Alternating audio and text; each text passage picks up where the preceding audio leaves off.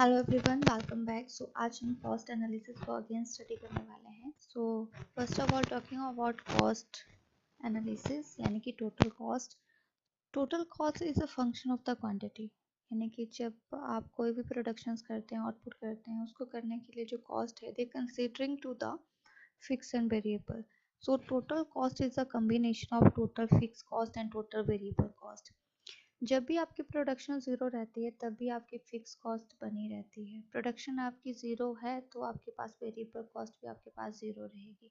Fix cost 6-7 यानी कि जो भी फ़िक्स कॉस्ट है, अगर 10,000 है तो 10,000 में वो ज़ीरो लेवल पे भी बनेगी। जैसे जैसे आपकी प्रोडक्शन इंक्रीज़ होती रहेगी सो आप देखेंगे कि एवरेज फ़िक्स कॉस्ट जो है वो धीरे धीरे डिक्लाइन होना शुरू होती है। अब हम फिक्स हम मैंने बात की अभी एवरेज फिक्स कॉस्ट की, लेकिन फिक्स कॉस्ट हमेशा ही कांस्टेंट वैसे ही सेम रहती है। टोटल फिक्स कॉस्ट की बात करें, अगर वो 6 है तो आपके पास जितनी भी आउटपुट आप ले रहे हो उस पर भी वो 6 बनी रहेगी, चाहे वो आपकी आउटपुट 1 है, आउटपुट 2 है, 3 एंड 4 है। अगर हम टोटल वेरिएबल कॉस्ट की बात करते हैं, अगर आपके पास 0 आपकी आउटपुट है सो ज़ीरो से ही आपका टोटल वेरिएबल कॉस्ट का ग्राफ जाएगा। टोटल कॉस्ट माना आपके पास टोटल कॉस्ट 10 है, इसमें से फिक्स कॉस्ट आपकी 6 है, तो आपके पास जो आपकी बनी रहेगी एंड 4 आपके पास वेरिएबल कॉस्ट होगी। लेकिन फॉर एग्जांपल अगर माना कि आपके पास आपकी प्रोडक्शन ज़ीरो है, क्लियर है, तो आपके पास वेरिएबल कॉस्ट भी ज़ीरो होगी और फिक्स कॉस्ट आपकी जो है वो 6 है माना फॉर एग्जांपल, तो आपकी टोटल कॉस्ट जो है वो यहाँ से कंबाइन करके जाएगी, यहाँ से कम्बिनेशन क्रिएट करेगी। टोटल कॉस्ट और टोटल वेरिएबल कॉस्ट आपस में पैरेलल होती है, आपस में बराबर होती है, लेकिन फ़र्क इतना है कि total cost greater than total variable cost and total cost जो है वो आपके टोटल फिक्स कॉस्ट से इसकी लाइन विड्रॉ की जाती है एंड टोटल वेरिएबल कॉस्ट की लाइन ज़ीरो से ड्रॉ की जाती है। फिक्स कॉस्ट में कौन कौन से कॉस्ट इंक्लूड की जाती है, जैसे कोई आपका एडमिनिस्ट्रेटिव स्टाफ है उसको आप सैलरी दे रहे हो, कैपिटल पे डेप्रिसिएशन है, रिपेयर है, बिल्डिंग की डेप्रिसिएशन चार्जेस है, मेंटेनेंस एक्सपेंसेस और मेंटेनेंस जो आपके फिक्स नेचर्स के हैं तो पता है करने ही हैं, आपको करने पड़ेंगे। एंड वेरिएबल कॉस्ट होती है जैसे रॉ मटेरियल की कॉस्ट है, वर्कों को आप बेसिस दे रहे हैं जो परमानेंट नहीं है, रनिंग चार्जेस आपके वेरिएबल कॉस्ट में आती है। अगर हम एवरेज फिक्स कॉस्ट की बात करें तो एवरेज फिक्स कॉस्ट निकल के आती है टोटल फिक्स कॉस्ट पे, यानी कि total fix cost upon the output यानी क्वांटिटी। आप देखेंगे जब भी एवरेज फिक्स कॉस्ट है तो जब भी डाउन जाती है तो बिल्कुल धीरे धीरे डाउन होती है, यानी डिमिनिशिंग रेट पे डाउन होती है। आफ्टर दैट जो है वो फास्ट डाउन या आप इस पॉइंट के बाद जो है वो फास्ट डाउन होना शुरू हो जाती है। So average fix cost is the cost of physical and personal organization of the firm. ज़्यादातर फिजिकली जो कंपोनेंट रहते हैं, पर्सनल कंपोनेंट है, उनका पार्ट रहता है and it diminishing with the increase of the output, यानी कि जैसे जैसे आप आउटपुट को इंक्रीज करेंगे वैसे वैसे आपकी एवरेज फिक्स कॉस्ट जो है वो कम होना शुरू हो जाती है। एंड अनदर वन हम बात करें, the average fix cost include the average cost. क्या एवरेज फिक्स कॉस्ट जो एवरेज कॉस्ट को इंक्लूड करती है कि नहीं करती है?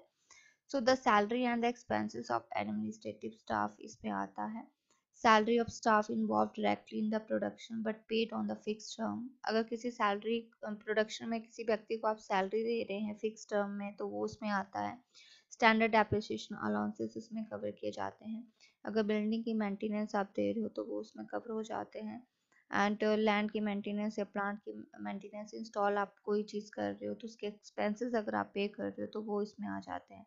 So average fixed cost include the average cost on these all the cases at the time of the production. And अगर हम बात करें एवरेज वेरिएबल कॉस्ट के ग्राफ की तो एवरेज वेरिएबल कॉस्ट यहाँ पे पहले डाउनवर्ड जाता है, फिर कांस्टेंट जैसा हो जाता है यहाँ एम पॉइंट पे, आफ्टर दैट फिर जो है इंक्रीजिंग रेट में होता है। So average variable cost increase with the increase in production, but average variable cost decline in the beginning up to a certain point. जैसे आप decline होता है m तक ये decline होगा, उसके बाद start again ये start हो जाता है at the m point। जिस तरह से आपकी प्रोडक्शन जो है वो बढ़ना शुरू हो जाती है तो धीरे धीरे जो है वो नॉर्मल कैपेसिटी फर्म की बढ़ना शुरू हो जाती है, तो एवरेज वेरिएबल कॉस्ट भी धीरे धीरे बढ़ना शुरू हो जाती है। अगर आपकी एवरेज वेरिएबल कॉस्ट काफ़ी ज़्यादा हो जाती है तो शट डाउन पॉइंट फीस का एराइज हो जाता है। सो अगर किसी कई कारण होते हैं जिसमें से एवरेज वेरिएबल कॉस्ट ज़्यादा हो जाती है, चाहे वो आपके पास ब्रेक डाउन हो मशीन का या फिर रिपेयरिंग का काम हो, उसकी वजह से भी एवरेज वेरिएबल कॉस्ट काफ़ी हो जाती है। एवरेज वेरिएबल कॉस्ट की शेप जो है डिश शेप में होती है, क्योंकि इसका जो कर्व है वो इस तरह से शो किया जाता है इसमें। And the fixed cost and variable costs are important to analysis the decision in the short term and the long term। आप देखेंगे कि जब शॉर्ट टर्म पीरियड होता है तो हम सिर्फ फिक्स फैक्टर जो हैं वो फिक्स रहते हैं, उनको हम चेंज नहीं कर सकते हैं। लेकिन लॉन्ग टर्म में जो फिक्स फैक्टर उनको भी हम वेरिएबल कर सकते हैं। एंड अगर देखा जाए इन द शॉर्ट पीरियड, अगर कंपनी अपने वेरिएबल कॉस्ट को वेयर नहीं कर पाती है तो शट डाउन पॉइंट जो है वो हो जाता है। अगर शॉर्ट टर्म में भी अगर कंपनी अपने वेरिएबल कॉस्ट को वेरी नहीं कर पाती है तो वो शट डाउन हो जाएगा। तो कंपनी को ये ध्यान रखना पड़ता है शॉर्ट टर्म पीरियड में कि क्या वो अपने कॉस्ट, क्योंकि पता है शॉर्ट टर्म में फिक्स कॉस्ट को तो आप चेंज नहीं कर सकते, वो तो बनेगी, वो तो रहेगी ऑर्गेनाइजेशन में।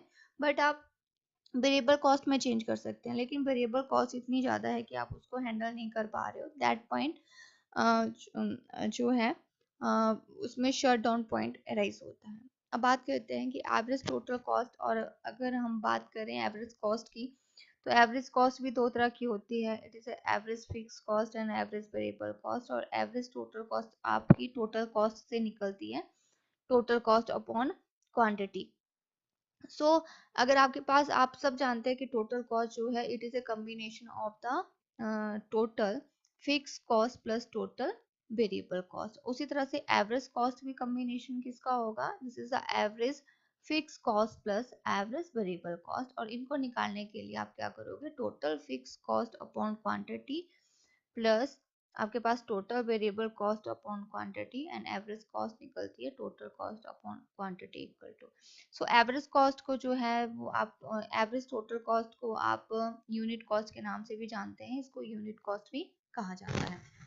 देखिए अगर हम इसके ग्राफ की बात करें तो उसको ग्राफ को आप देखेंगे कि आपके पास यूनिट है, आपकी आउटपुट है 1 to लेकर 10 तक, टोटल कॉस्ट आ रही है 20 एंड 265 तक। जैसे जैसे यूनिट बढ़ रही है वैसे वैसे आपकी टोटल कॉस्ट बढ़ रही है, लेकिन आपके पास क्या है, यूनिट के पहले तो आपकी एवरेज कॉस्ट में ज़्यादा, एवरेज कॉस्ट जो है वो ज़्यादा नहीं बढ़ रही है जैसे जैसे यूनिट बढ़ रही है, लेकिन धीरे धीरे इसका जो बढ़ने का स्पीड है वो भी क्या है, ज़्यादा है। मार्जिनल कॉस्ट की बात करें तो मार्जिनल कॉस्ट भी आपकी देखेंगे कि धीरे धीरे आपका पहले तो धीरे कम रेट पे ये जा रही है एंड आफ्टर दैट जो है ये भी राइज हो रही है। तो सबसे पहले अगर इसके ग्राफ की हम बात करें कि मार्जिनल कॉस्ट और एवरेज कॉस्ट किस तरह से आपस में रिलेट हैं, तो देखिए ये एवरेज कॉस्ट का ग्राफ है और इससे नीचे जाता है मार्जिनल कॉस्ट का ग्राफ, और ये इसका इक्विलिब्रियम पॉइंट रहता है।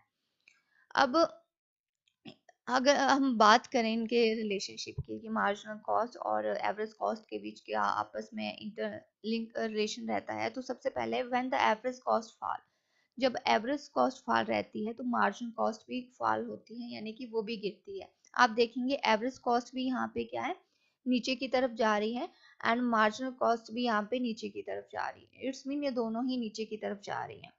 Second, when the average cost rises marginal cost also rises. आप देखेंगे यहाँ पे भी एवरेज कॉस्ट बढ़ रही है एंड मार्जिनल कॉस्ट भी बढ़ रही है, लेकिन when the average cost is falling the marginal cost is below to average cost. जब आप देखेंगे जब एवरेज कॉस्ट नीचे की तरफ जा रही है तो मार्जिनल कॉस्ट एवरेज कॉस्ट से नीचे है, ठीक है। और जब ये ऊपर की तरफ जाती है तो यहाँ पे आपकी जब ये कट करती है, कट करने के बाद मार्जिनल कॉस्ट जो है वो एवरेज कॉस्ट से ऊपर होती है, इसकी जो लाइन है इससे ऊपर होती है। सो हम कह सकते हैं when average cost is falling, the marginal cost is below average cost. And when average cost is rising, then margin cost above than average cost. When AC is constant, MC emerges to into the point. So आप देखेंगे यहाँ पे जो धीरे धीरे चीजें constant होना शुरू हो जाए. कांस्टेंट कहाँ है? यहाँ पे देखिए आप, ये this is a point of constant. ये ऐसा पॉइंट है कि जहाँ पे वो आपस में इंटरसेक्ट होगी, आप आपस में ये लाइन काटेगी, देन आपकी मार्जिन कॉस्ट जो है वो एवरेज कॉस्ट से ज्यादा हो जाएगी. तो मैक्सिमम ये क्वेश्चंस रहता है कि मार्जिनल कॉस्ट और एवरेज कॉस्ट का कंपैरिजन क्या रहता है. और देखेंगे the rate of rise and fall is more in marginal cost compare to the average cost. इसका मतलब है चाहे फॉल की बात करें चाहे राइज की बात करें, दोनों ही केसेस में मार्जिन कॉस्ट ज्यादा है. देखिए यहाँ पे 20, 19, 17 है, तो यहाँ पे क्या है 20, 18, 15, 12 है, यानी कि कम रेट पे फॉल हो रही है. ठीक है. अगर अगर हम इंक्रीजिंग रेट की बात करें तो यहाँ पे 17, 21, 26 है, जबकि यहाँ 30, 50, 75 है, तो ये भी इंक्रीजिंग रेट से राइज हो रही है.